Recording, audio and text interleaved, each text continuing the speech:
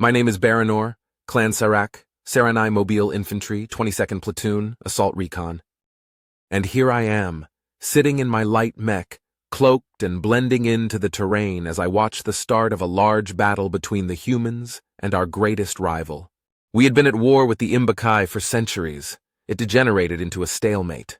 We would gain ground, then lose ground, then it would all repeat with nothing but death and destruction. An uneasy truce erupted with minor skirmishes fought by either side that we would all pretend never happened in order to prevent a larger conflict. Then came along the humans. Suddenly, the Imbakai were losing. I wanted to know why. That's why I was here. It was my job to understand the differences, see it with my own eyes, and watch what happens while the speakers and listeners worked their diplomatic magic. I watched over the hillside as an Imbakai siege mech casually trundled out of its hangar and tested its laser array on a nearby mountain. Mechs, the replacement for tanks, heavy armored vehicles, and generally speaking a replacement for most such vehicles. Humans started just like all of us did. They put wheels on something to bring in bigger guns. When those guns weren't big enough, they used tracks to bring in bigger guns, creating tanks. Then those tanks evolved. Then came drones. Remote-controlled things that were cheap, easy, and expendable, making those tanks too costly to run, making them obsolete. Then it led to a war of drones, and more drones. Then tech came in that disabled those drones. Tanks were made with that drone-disabling tech. Then it was wars with special tanks that had their own drones that were immune to that drone tech. Then came the battles where tanks were too heavy. Then came the mechs. Too strong for the drones, too fast for the tanks. Then that tech evolved more, and now we have the modern battlefield. The modern war.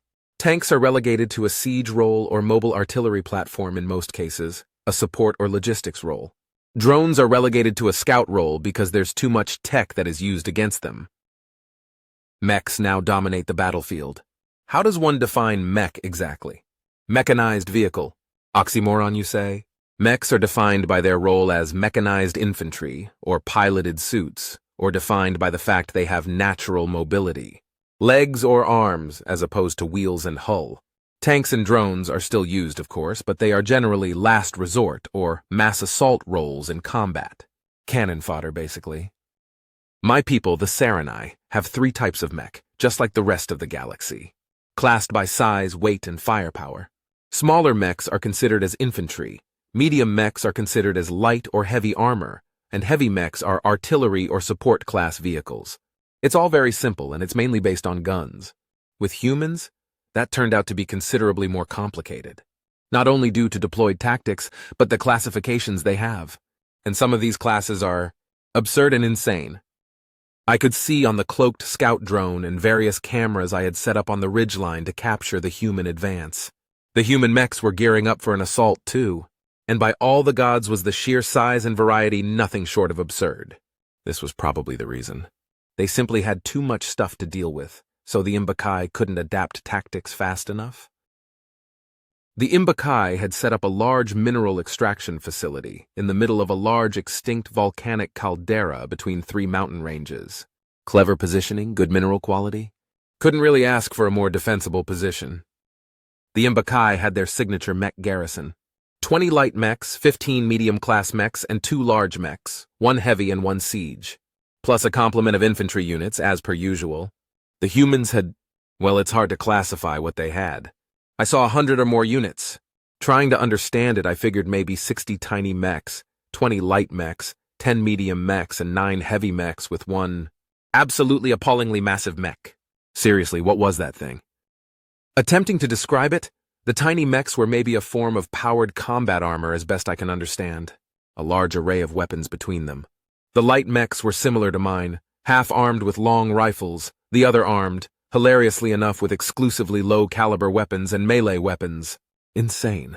The heavy mechs were a mix of 3 distinct types. One mounted on 4 legs, armed with heavy artillery. One type that seemed similar to light mechs but had a massive amount of guns mounted on its structure. And one that was basically a massively scaled-up tracked vehicle that seemed to have an array of missiles and drones.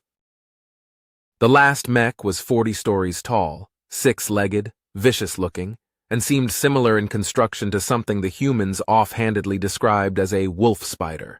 It seemed to have one large, high-caliber turret on its back. I hadn't seen it move. It seemed to have a crew of 5 people. These humans were insane. I would call them stupid, because who needs something that big and a crew of 5? But then again, after not facing any losses in combat with the Imbakai, I can't call them anything except enigmatic. Probably explains why I was sent here by the higher-ups. I needed to watch them fight. I needed to understand why the Imbakai were losing. I needed to know how. I was about to get my answer. The first thing I heard cresting the hilltops were those abominations they call gunships. We Serenai have exceptionally good hearing, so I was able to hear that distinct noise a country mile away. Unlike the Imbakai, apparently, who only heard their presence when it was too late. The helicopters. Strange mechanical abominations with oversized propulsion and overdone weaponry. The helicopter things crested the smallest of the mountaintops and aimed themselves at the siege mech. The roar of the machines echoed through the valley as they expertly wove through a sudden hail of laser fire. The machines shrugged off the retaliatory assault and roared through with speed unbefitting of such ludicrous machinery. They swooped once, unleashed a barrage of rocket and cannon fire from their absurd weapons, and within seconds, the siege mech was completely destroyed.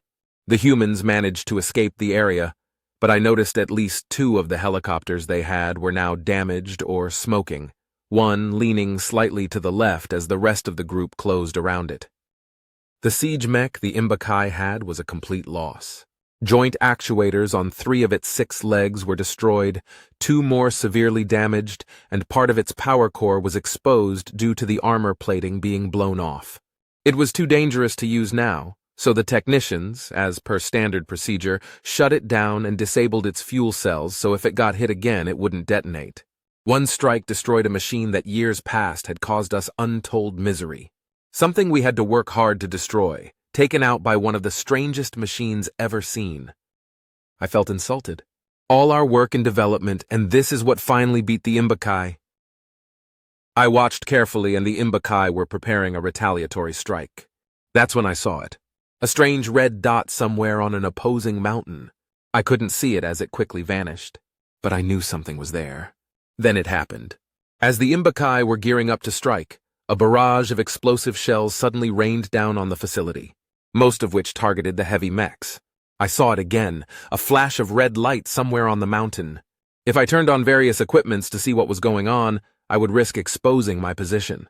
I culled my curiosity for the moment at least. The artillery shells were hitting with far too much accuracy.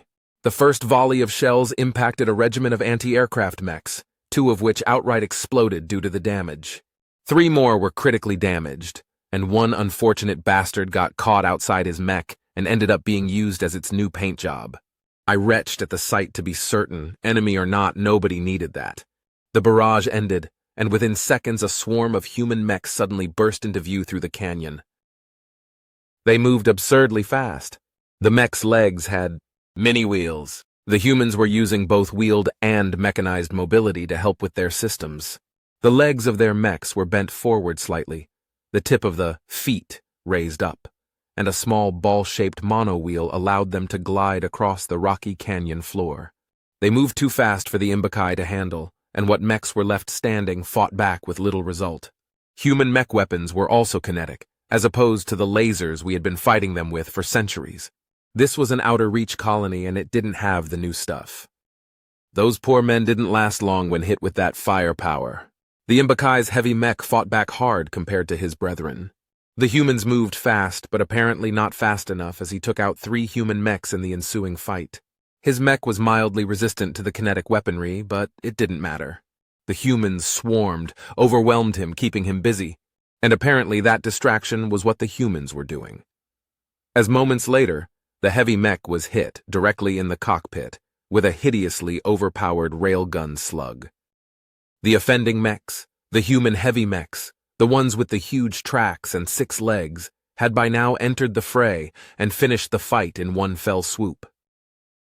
The Imbakai had already closed the blast doors on their storage facility built into the mountain, locking the humans out.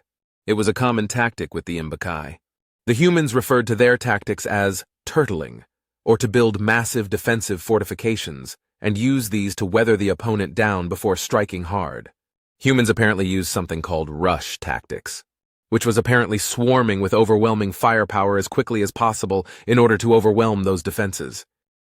The humans began to systematically destroy the local area, the infrastructure, and everything they could find that they could shoot at. They destroyed it. The refinery gone, the mine access point destroyed. Then, the humans did the Imbakai a massive insult. The humans brought in a service mech unit and welded the blast door shut. They trapped the Imbakai commissar and their service personnel inside the storage depot. Imbakai are a highly paranoid species, and they aren't intelligent enough to understand the concept of a backdoor entrance. As consequence, unlike the humans, the Imbakai would die in that depot. The humans grabbed whatever they didn't destroy, likely to reverse engineer it, just like we would do, and salvage what they couldn't. I considered the risks. Perhaps if we just minded our own business and left the humans alone, they would too. I considered the challenges of having to deal with these crazy creatures. Logistically, we would lose. With so many different pieces of equipment and their varied tactics, fighting them would be abnormally expensive, in both resources and manpower. Every garrison across the galaxy would need to be doubled just to dissuade them from engaging. The technology we would require would stretch our resources a bit too far just to counter their varying tactics. Strategy alone leaves us at a severe disadvantage, due to the fact we've been spending the last 3 centuries countering the Imbakai and their idiocy. We don't have anything to counter them within a reasonable time frame. We would lose half our territory before the first time we would win against them, if that.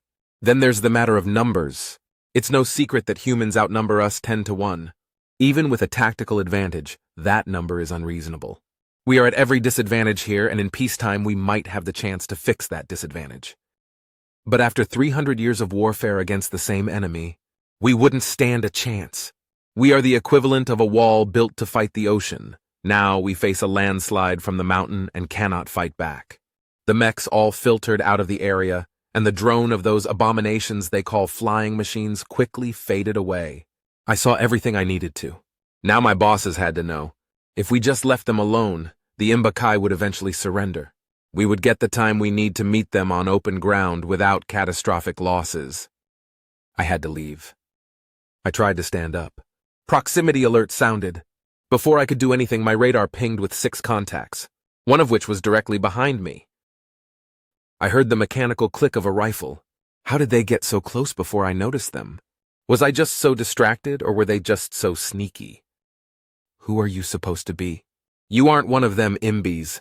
Mech is too sleek, I heard a voice say.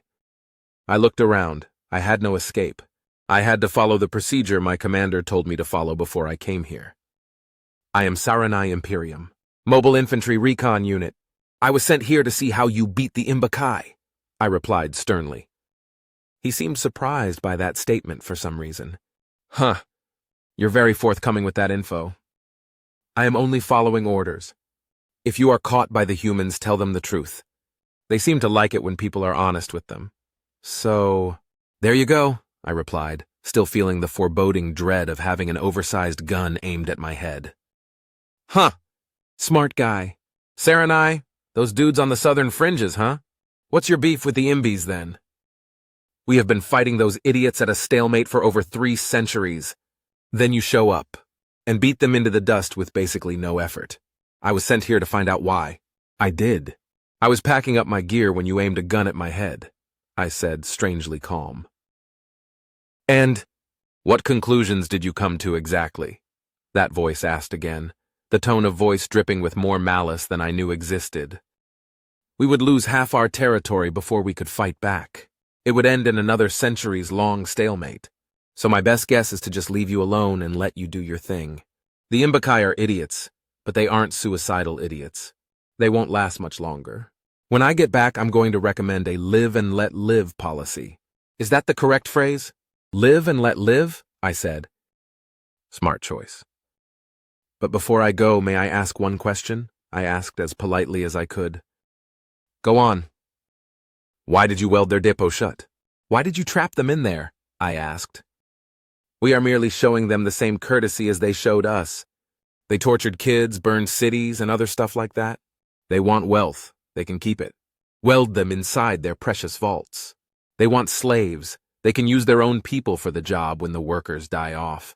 It's merely a matter of giving them what they want, just not the way they want. Again, that voice spoke with an unnatural quality of malice. See, that's something. An awkward silence followed. Well, I'm just going to go, I guess. I don't need to see more. Or hear more, I said, trying to sound calmer than I was. Sure. See ya. My proximity alarm suddenly stopped, and I was almost instantly alone. These humans moved abnormally fast, even in mech suits and powered armor. I quickly gathered my equipment and headed back to my ship. Conspicuously untouched, alone and unmoved. I could tell from a tingling in the back of my head I was not alone and was being watched. But by who, I had no idea nor care to. I clambered inside my ship, put my mech back in its charge slot, and got off-world as fast as I possibly could. I had inadvertently just discovered a new way they could beat us. They can use some kind of stealth tech with their mechs. Prox alerts only went off when I had them right at my back. There was no way we could fight that. I had to tell the commissars. If these stories have become part of your routine, you can now support the channel for $1.99 a month. It's just a small tip that helps me keep creating more for you. Everything stays free, and your support makes a real difference.